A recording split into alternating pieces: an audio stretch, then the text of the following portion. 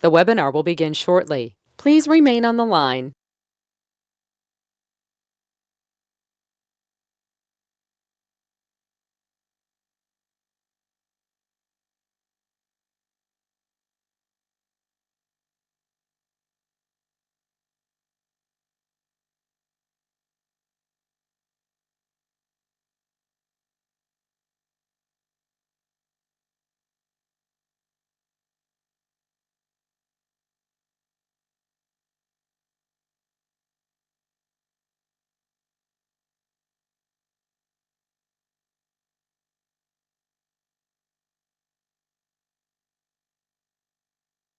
The webinar will begin shortly. Please remain on the line.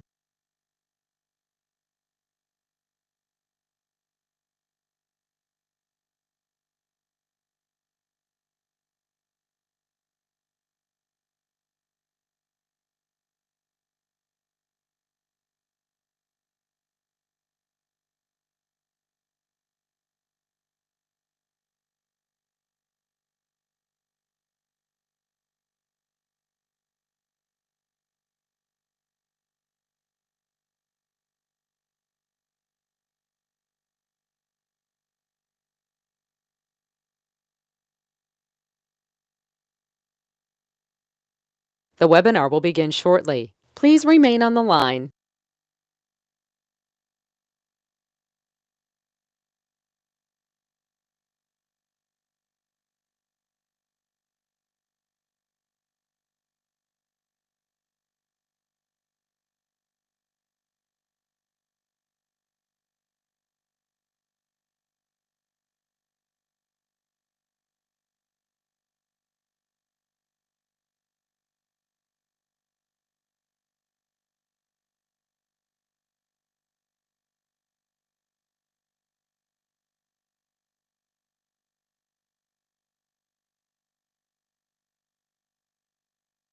The webinar will begin shortly. Please remain on the line.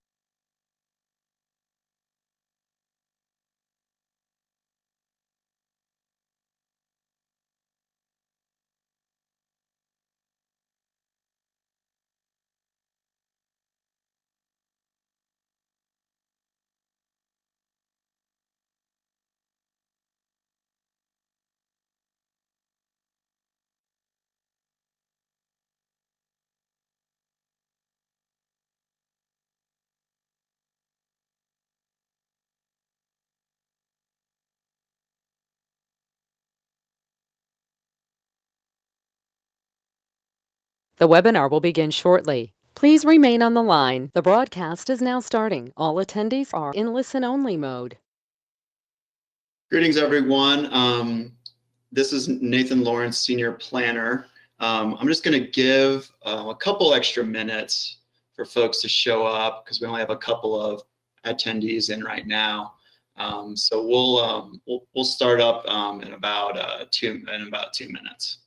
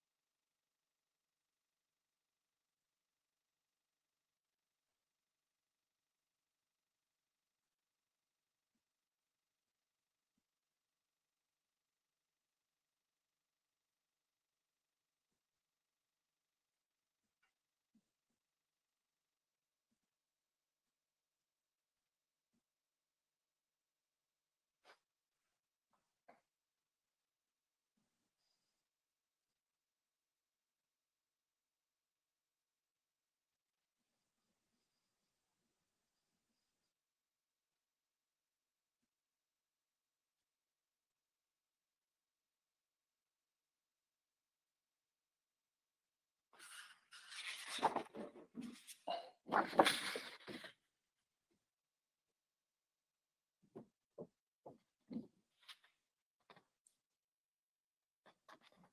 right, I guess we'll go ahead and get started so we can stay on schedule with those that did show up.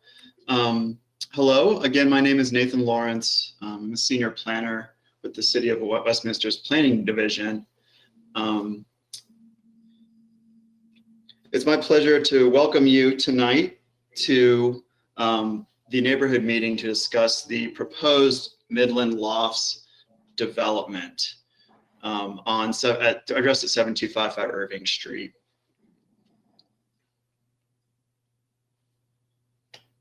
Here is our meeting agenda. We're going to be following that. You can see it now. I'll go ahead and introduce the other staff that are on our meeting tonight. It looks like we have Heath Klein, who's our traffic engineer. We have Jennifer Baden, who's our planning aide, John McConnell, our principal planner, Matt Williams, who's helping us with all the IT magic, and Stephanie Troller, who is with economic development. Also tonight we have some members of the project team, including Nick Antonopoulos, who's an architect with Praxis Design, and he'll be presenting later on in the program. Matthew Denneman, who's an engineer with Centerpoint, and Dennis Finn is also with Centerpoint. Tonight's program will begin with an overview of the project and the development review process, followed by a presentation of the project vision and scope by the applicant team. I'll then move us into a question and comment portion for you all to, chime in on anything that you would like to input about the project.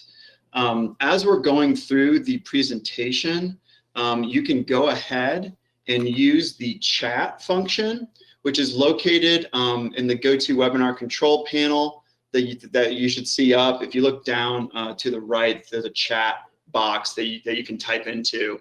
I will, once we get through our presentations, I will start at the top and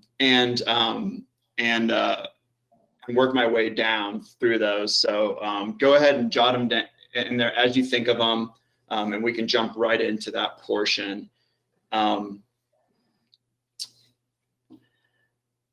Let's see. So then we'll end up with just a quick summary of next steps in the process and how you can stay informed as we move forward through the development review process.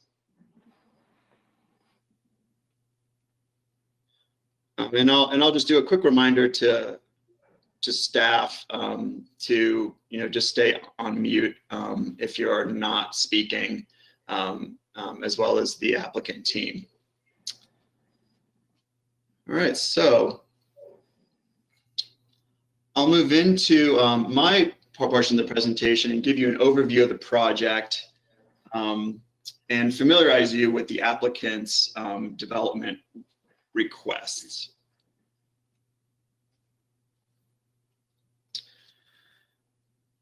The property owner application to the City of Westminster to reuse the existing vacant building located at 7255 Irving Street. This approximately 1 acre lot is outlined in red, as you can see on your screen on this map. And just to orient you, the property is located near the intersection of 72nd Avenue and Irving Street, just across the street from the backside of the MAC.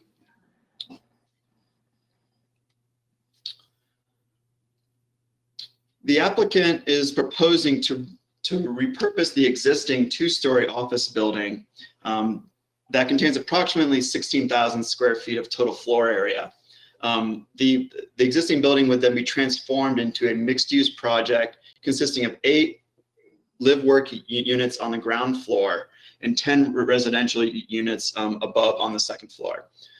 You can see the ODP site plan, and I'll go into a description of what the ODP is in a second. But it's basically, here's your your basic site plan. And I want you to note that this is the very first submittal, so it doesn't incorporate any comments made by staff at this juncture.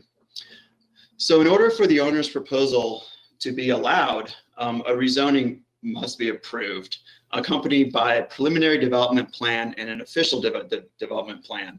A lot of big terms there, so I'll just take a few minutes to sort of unpack that for you all.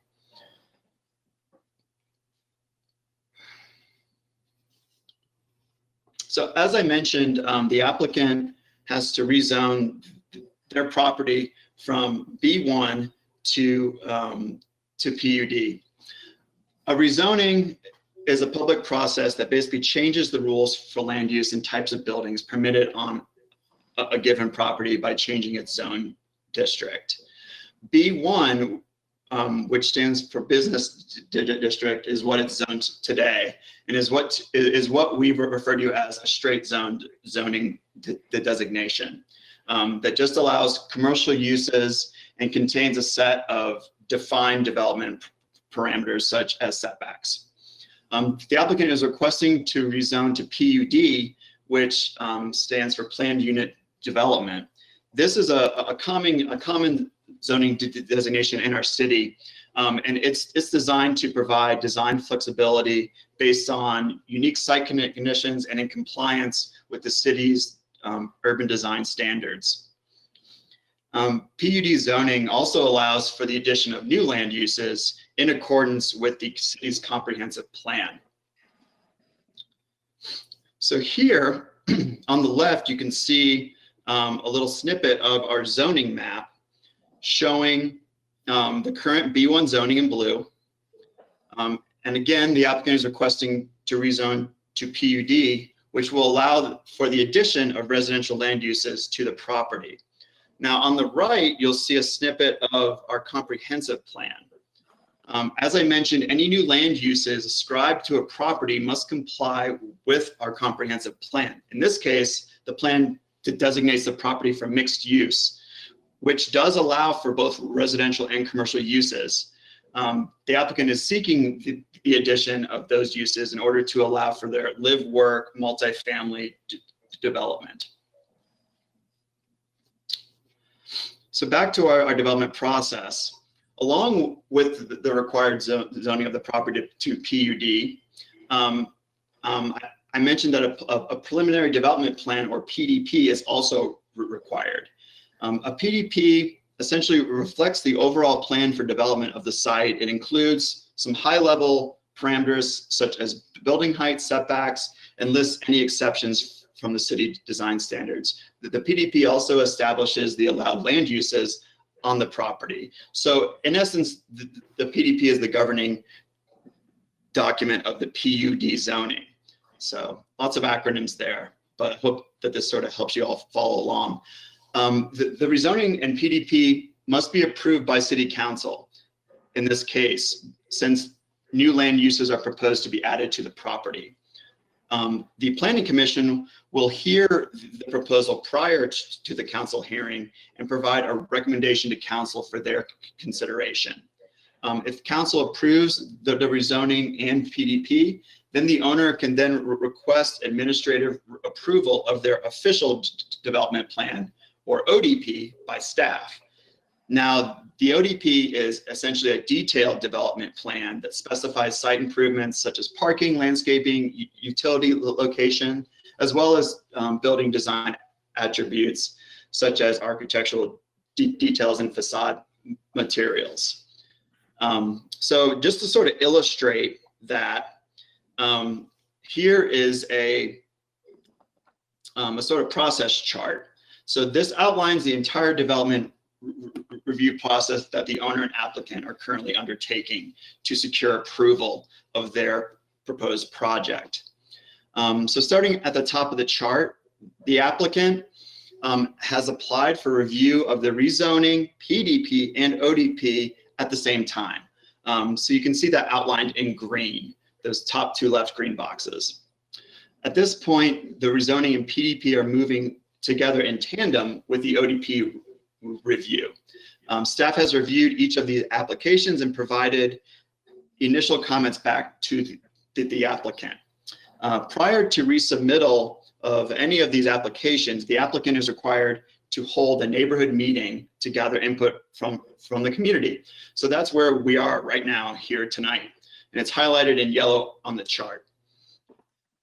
So after considering both community and staff feedback, the owner will resubmit the PDP and ODP plans for additional review. Once the rezoning and PDP review is complete, the applicant will then move that process forward and schedule hearings with both the Planning Commission and City Council. Again, the Planning Commission will make a recommendation to City Council, and City Council will ultimately decide if the rezoning and PDP are approved based on the on approval standards established in our municipal code. The ODP, on the other hand, as I mentioned before, may be approved administratively by city staff once the rezoning and PDP are approved by council. So following the approval of the ODP, which again is the official development plan, which sort of goes into all this sort of site details, the applicant may submit civil and construction drawings for staff review. These are also approved administratively once all staff comments are addressed. And after that, they can move forward and build their project. So there's lots of steps along the way. This sort of gives it an overview of that. And so with that, I'll hand it over to Nick Antonopoulos, who again is an architect, who's the sort of main project lead on the project. He'll go through some finer details of the project. Nick? Hi, good to be here this evening. As Nathan has explained, we are proposing to convert the existing two-story building through adaptive reuse and extensive remodeling in order to create 18 dwelling units, 8 of which will be live-work spaces on the main ground level and 10 to be standard residential spaces on the second level. All units are to be condominiums with a managing HOA. Just to explain what a live-work unit is, it's a single unit, for example, a studio, a loft, or typically a one-bedroom space consisting of both a commercial use, such as an office, art studio, etc., as well as a combined residential component. It's an ideal solution for kitchen table startups and freelancers. A live-work unit is a space that combines your workspace with your living quarters, so you essentially work from home, but with a dedicated section for your office. We could go to the next slide. So this is an enhanced site plan where you can see the degree of landscaping, parking, and other components. The total site area is just a little over 1 acre, or 46,173 square feet. The building footprint is approximately 8,500 square feet of that. So we're really only at 19% building coverage on the entire site. The total building amounts to approximately 16,800 square feet over both levels. We are not adding appreciably to the existing square footage at ground level. In fact, the footprint of the building will be expanded only to the extent of providing an addition on the front and the back to create new entry vestibules, and a small infill addition on each side of the main level to provide usable interior space for the live-work units. Some site considerations include the provision of a large common green space buffering the rear building access from the parking area. Also, the site configuration allows for the convenience of 30% more parking than required, while still maintaining the needed landscaping to bring the overall functionality and appearance of the project to higher standards than the norm. Safety considerations can be achieved with the addition of new site and exterior building lighting, as well as the provision of a decorative steel fence surrounding the property, but without being gated. In addition, we'll be able to correct the internal site drainage which is a major problem among other site-related issues through the process. Go to the next slide. We will enhance the existing building by saving and restoring the brick facades and by using new materials to complement the existing where needed. In particular, the front facade shall be enhanced with an entry feature expressive of the modern idiom of the new design. So you can see the existing building and what we're proposing to do with it on the Irving Street face. Next slide. In addition to enhancing the existing brick, we will be providing all new energy efficient windows and doors, new metal facade panels, metal fascia, and metal railings and columns to complement the new exterior. Next slide. The design of the building is truly 360 degrees. All elevations are being treated and enhanced with appropriate materials, colors, and features. The energy efficiency of the building will be brought up to current standards and beyond, with all building systems such as HVAC, electrical, and plumbing to be fully replaced. Next slide. Each live-work unit on the main floor, which is what you're looking at now, shall be accessed directly through a private mini courtyard, rather than through a conventional common corridor within the building, which will further distinguish the live-work use from standard units and provide both privacy and accessibility. So you can kind of see where it's saying patio entry. All of those are enclosures that then lead to the main living or work space. Next slide. And this is the upper level. Amenities such as the large outdoor decks for every upper level unit will enhance their livability, as well as express the multifamily nature of the building. And I'll give you a second to just take this in. And these are 10 units. You can see that this upper level is in fact fed by a double loaded corridor, but the units work very, very well. Next slide. The existing condition of the building and the site lend themselves to saving and adaptive reuse rather than to total demolition and redevelopment. In the process, we will be complying with Westminster's multifamily residential design standards, as well as the Westminster Comprehensive Plan. There will be no need to alter or augment the existing infrastructure of the site with respect to street drainage or utilities, especially since we are not adding to the existing building massing or height, nor to the intensity of the use. In fact, the occupancy load of the new use will be much lower than the previous charter school use, so the impact on traffic and density will be minimized considerably. We think that by updating and transforming this existing building in use and function, as well as through design integrity, we will be enhancing both the site itself as well as reactivating the surrounding neighborhood in a meaningful way. Thanks.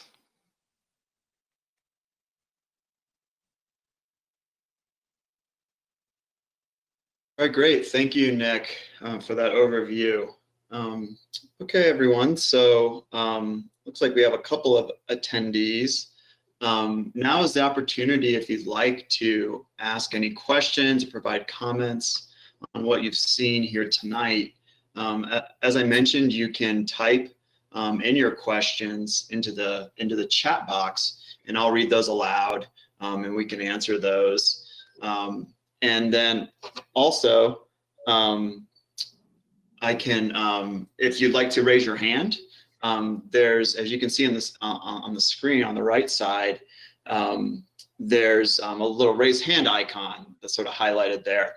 So you can hit that, and then we can actually unmute you, and you can, you know, speak verbally into our meeting. So I don't see any questions entered in now, I do have one question that came in on my cell phone. That was, are these rental or owned, and are these affordable housing units? And that's from Ty. So I'll let Nick answer that one. Yeah, as I mentioned, the units are to be condominiumized, so they are for sale units, and rather than for rent. And so I think that allows for a sort of a higher standard of marketability and occupancy. And I'm sorry, what was the second part of that question? Are these affordable housing units? Yes. You know, I don't know if we fall into that category or not. I mean, I think they, you know, from a market standpoint, they probably will be affordable, but I don't know. You know, Nathan, you may be able to answer that better than I. Well, I think that maybe the question is just if it's going, you're not receiving any sort of monies from the state or anything like that that's geared toward providing affordable housing. They'll be market rate and set to the rate the owner sort of wants to. Correct. Okay, great. Well, I don't see any other questions popping up right now. You know, I'll give everyone a minute if they're typing right now. I don't think I'm missing anything with anything coming up.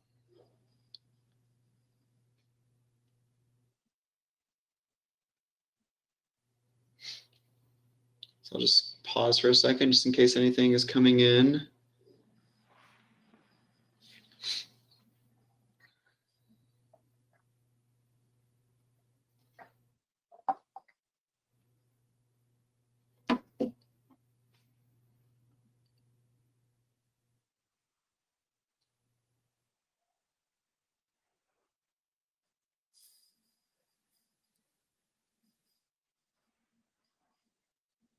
All right, well, I guess we don't have any other questions. So I'll go forward because this is not the only opportunity for public input.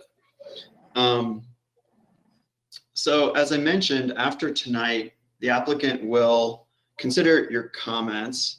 You know, and if I receive any after this meeting, you can just email me directly. I have my email address up there.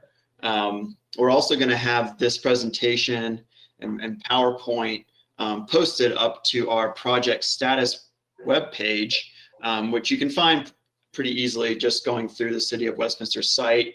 But it's also, the link is there as well. And so, you know, if there's any other additional comments or questions, you know, as we go forward, we're very early in this process. So please send those along to me. You know, as far as what's happening next, I went through in detail earlier, but just briefly, the applicant will resubmit their PDP and ODP applications and incorporate, you know, staff comments. And then after review of the PDP is completed, they'll take that document forward to the public hearings with Planning Commission and City Council. And public testimony will be heard at both of those meetings. So I encourage everyone to attend and provide input at that point as well. And so with that, I guess I'll close out the meeting. I don't see any other questions coming up. But again, I'm available if you want to reach out or call me or email me. I just want to thank the applicant team for being here tonight, as well as the members of city staff who took time to sort of stand by here tonight.